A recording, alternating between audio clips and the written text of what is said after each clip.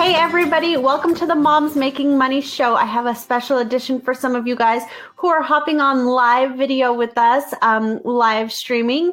I'm your host, Amie Pederson, business mentor and confidence coach for the new and emerging female entrepreneur. And today I wanted to start off by reading one of the great reviews that we got from one of our listeners.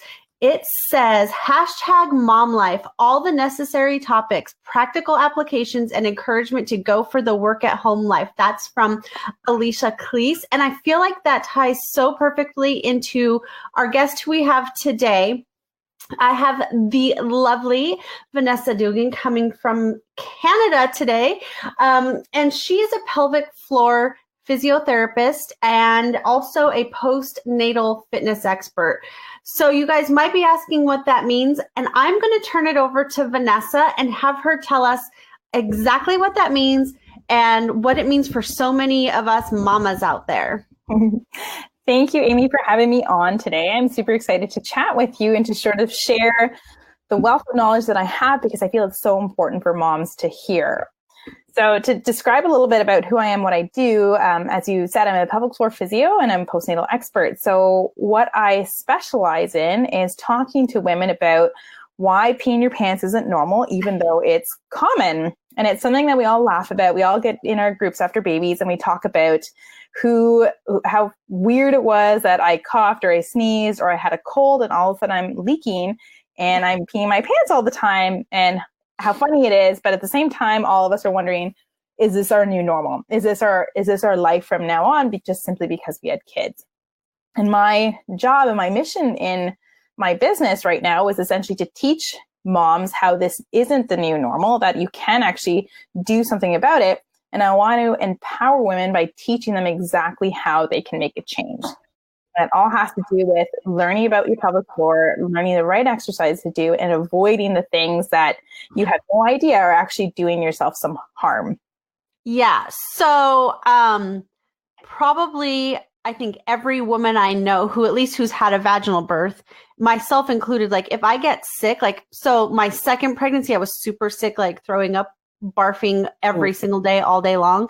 It was awful. Like so awful. And the doctor's like, sorry, babe, that's just that's how it is now. And I'm like, shit, like I don't want that to be the way. Luckily, I don't really have that problem anymore. Like after it almost was like after the first baby, it was like something bad happened to my bladder. And then, so this is like TMI, you guys probably, but it's like it's real mom stuff. So whatever. Yeah.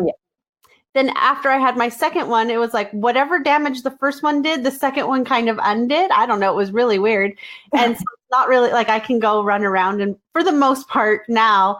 But yeah, I was pretty devastated when she basically just flat out told me like, yeah, live with it. That's all, like, yes. She's like, there's nothing I can do for you. Like, there's nothing you can do about it. And even I was talking to my naturopath about it because I've recently kind of switched over to that realm for other health reasons.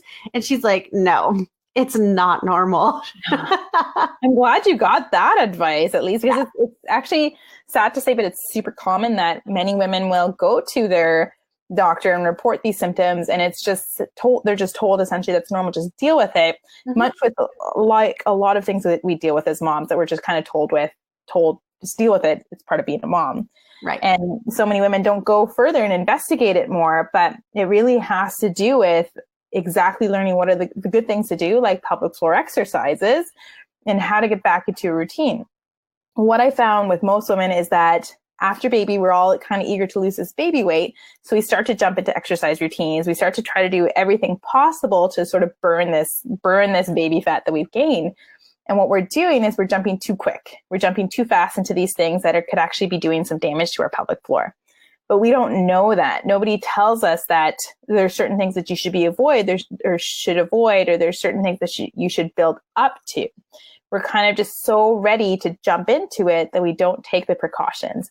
And even when we do take precautions, we're kind of told it's normal. Like it's right. Okay to pee your pants right now. It's absolutely normal. So that's why I go about teaching women exactly how to go from here's your postpartum body, here's what you need to do to rehab it and work on it, to then get to where you want to go, whether it's just playing with the kids, whether it is getting back to CrossFit, getting back to running, hiking, all the activities that you really want to do, the important things in life. Right. Yeah. And so that sounds super like spot on. So after I had my first son, who's 5 now, I took, I don't know, 6 to 9 months or so. And then I started to work out. And then right about the time that he was a year old or so, I started to really work out. But like I was like running, I thought that it was a great idea to do Insanity. So I was jumping a lot. I was doing all the hard things, right? This time, so I'm not having that problem anymore. This time I have just not even been working out at all. Like I would do like bar method classes, where it's no impact at all. I haven't been running. I just can't bring myself I'm not in love with it. I haven't been able to bring myself to do it, which, now knowing that I have like moderate adrenal fatigue, the doctor's like, no, don't do it, So that's so funny because that makes perfect sense. Yeah, it does. And probably what you're doing right now with bar method is you're probably working on the inner core stuff that you don't even realize you're doing. That's actually protecting you should you start to do more higher impact stuff, right? It's almost like you've subtly done it to your body versus if you were somebody else the second time around, you might have jumped back into running and doing HIIT type of workouts, doing Insanity, and you would have had the same problem, maybe even worse. So right. You actually did it proactively without even knowing it. Weird. So it was like the universe had my back in not working out like a crazy person. Exactly. And like, you don't have to work out like a crazy person to actually feel good or to do good for your body. And that's what I think more moms really need to know, that you don't have to be a crazy person unless you want to be that crazy person. Right. For sure. No, I love that. Absolutely. Yeah. So tell us a little bit more about how it is that you work with people. Mm-hmm. So previously, like as I mentioned, I'm a pelvic floor physiotherapist. So I have worked one-on-one with women. I have a very good deep understanding of not only what those muscles are, but what they feel like, what different type of cueing there is, all the type of intricacies of working with women. And what I found was I was teaching women sort of the same things over and over in terms of how to avoid certain things and what good things that they should be doing. And I wanted to impact more women because I realized more and more that not a lot of people knew about this, and it was so important for them to be proactive versus years down the line when they tell me, I wish I had known this when my kids were young. Right. So I'm trying to reverse that and just giving them all the tools right now. So now in an online world, I work with groups of women, one-to-one or in groups, helping them understand not only what it is, giving them all the tools of education about what it means to rehabilitate your core after children, what it means to have a strong core during pregnancy, what it means to work out that's safe for a postpartum period. But I also give them the actual exercises. I guide them from A to Z about how to start working on their core, how to do kind of the boring stuff at the beginning, to then get back to running, jumping, and doing the things that they actually want to do. So, and one thing that you mentioned just now is not only are you highly trained in this, but you're a mom also.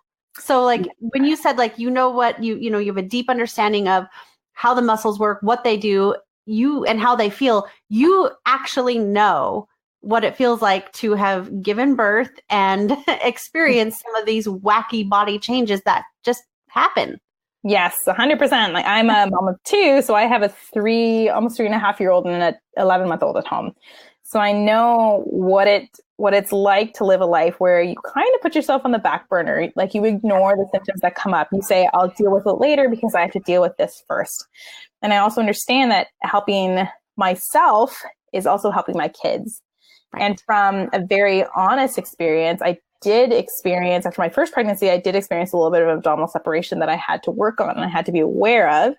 And this pregnancy, I'm dealing with what's called a little of, if you've ever heard of it, like a prolapse.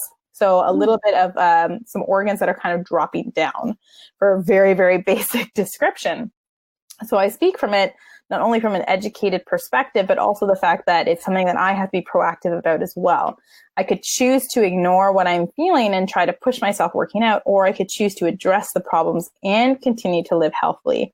So it's a kind of a fine balance of doing both those things and understanding that how you can incorporate that into a mom lifestyle, because it's not the same as before having kids, where you had what it feels like now, like we had all the time in the world.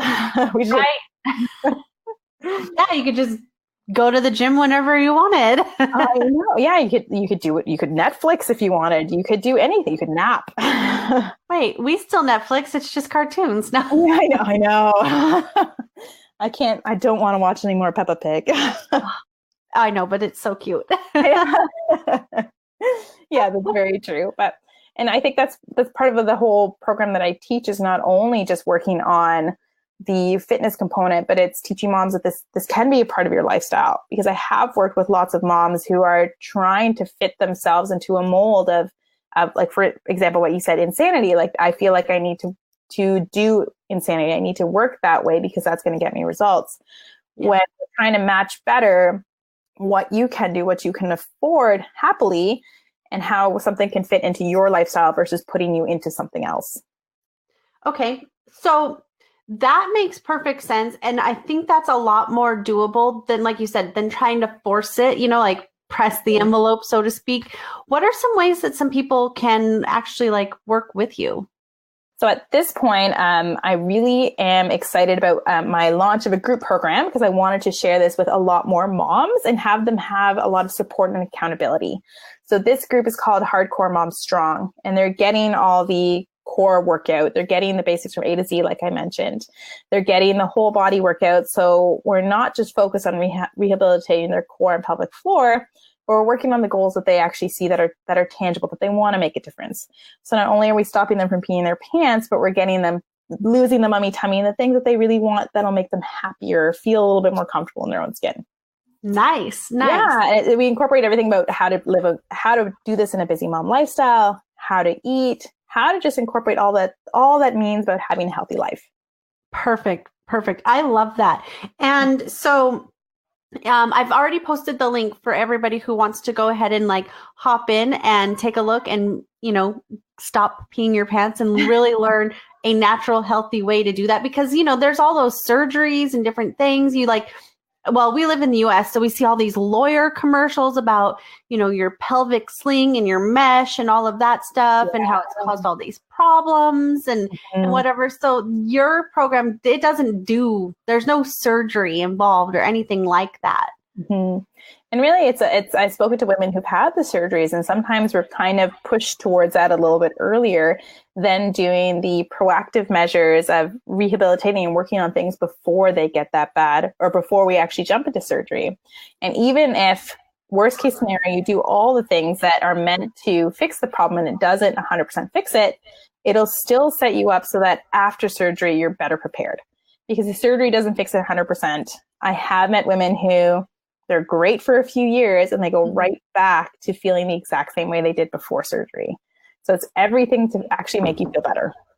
Well, that, and too, like if your doctor, your regular MD tells you, sorry, babe, this is life now, get used to it, there's nothing you can do about it. Mm-hmm. I mean, then they're probably like, oh, well, it's either, get used to it or get surgery, right? Is what a lot of people think. So I think it's really important because, one, is there a statistic on how common this is? Like how many women, like, is it 8 out of 10 women experience this or something crazy like that? It is pretty high. I don't have the statistics in front of me right now. It is a pretty high number in terms of how common people experience what we call incontinence or leaking. Mm-hmm. It's pretty high. You would think it's like 2 out of 3 women do experience that sometime in their lifetime. So it's not as uncommon as we think. It's very crucial for us to actually start talking about it and addressing it, because by actually speaking about it and being open about it, then we can actually start to have some change. Yeah, I know even when I was health coaching, a lot of people, they were like, I can't do these workouts because, this is a thing. And it was something we would talk about kind of like privately or in a group setting or whatever. And even it's like, it's not something you want to post on Facebook. Like, I can't do these workouts because it makes me pee my pants, but it's something that's like legitimately a real thing. And so, you go to, if you go to the gym and you're doing, I've not been to the gym in so long, I don't even know the classes, but maybe you're doing like a body pump or, like some sort of aerobic type of thing where you're jumping up and down and doing all the different things. and you pee your pants, you're going to be super embarrassed. Like, I don't care who you are. That's going to you're going to be embarrassed, So it's like, if there's something that you can do naturally and sustainably to prevent that, then why the heck not? Exactly. And I think it's yeah, exactly. It's not just fixing it now that you have it, but it's also the prevention piece, because we don't know. I've spoken about this with other moms, saying that sometimes they're wondering, well, how come I didn't experience it till a year or 2 years or even a few years down the line? The reason is, like, who you are right now is not the same person who you are 2 years from now, and what you're doing. You might not have just pushed that threshold yet. And until you push that threshold, those symptoms won't show up. So be proactive, understand that. And it's not to put this whole fear in, like, oh no, you're going to pee your pants, but you could. Yeah, exactly. It's just like anything that we do. Like we exercise, we move, we eat well to prevent being unwell later in the future, to actually have a healthy life. Yeah, definitely. No, all of this is such good stuff. Do you have any tips or tricks or just anything that you want to share before we wrap up that you can leave the viewers with or the listeners with for those who are catching it over on iTunes? Yeah, I for sure can. There's a few tips that I leave everybody, because there's stuff that doesn't require a lot of talking or a lot of education and visual and cueing. One of them is practicing deep breathing, and truly practicing deep breathing, meaning belly breathing, or otherwise seen as diaphragmatic breathing. It is really healthy for your entire abdominal core to practice that way. And to talk about the TMI stuff, it's a good tool to use when you have to poop, because actually straining, doing that breath holding and pushing down, is damaging to your pelvic floor. Versus deep breathing will do the exact same effect. It's more of a pumping action on your intestinal tract to actually get bowel movements to pass through. The second trick, it has to do with pooping again, as everyone should do this, is when you sit on the toilet, you need to sit in more of like a squatting type position. So everyone's heard about the squatty potty probably about now. It's just putting the stool under your feet so your knees are higher than the level of your hips. A semi-squatting position that actually corrects a little bit of the curvature at the bottom of the intestinal tract. So you can actually, it's more of like a straight tube rather than a pocketing, and it prevents, again, any more damage on your pelvic floor. Good to know. And I actually think I just saw those at Costco too. So they're super popular now. They're like everywhere. Yeah. It's like the norm. I think you're probably not the norm if you don't have one. I know. But what a simple thing to implement. So easy. There's so many easy things that you can do to live a healthy pelvic floor life. I know. And it's something that, like I said, so many people, they just overlook it. They just accept it as the new norm. And it's so refreshing to know that little tiny tweaks, little tiny shifts like this allow you to kind of go back to living a normal life. You know what I mean? That you don't have to worry about these things. Exactly. Especially just going back to exercising, right? Like, you don't have to deal with this ever again. Or like you said, even if, maybe you're, only going to do like maybe you have an injury or something. So non-impact type of workouts, but just being able to run around in the yard and play with your kids sometimes, that's such a huge thing that you don't want to be like, all right, kids, we can't jump on the trampoline.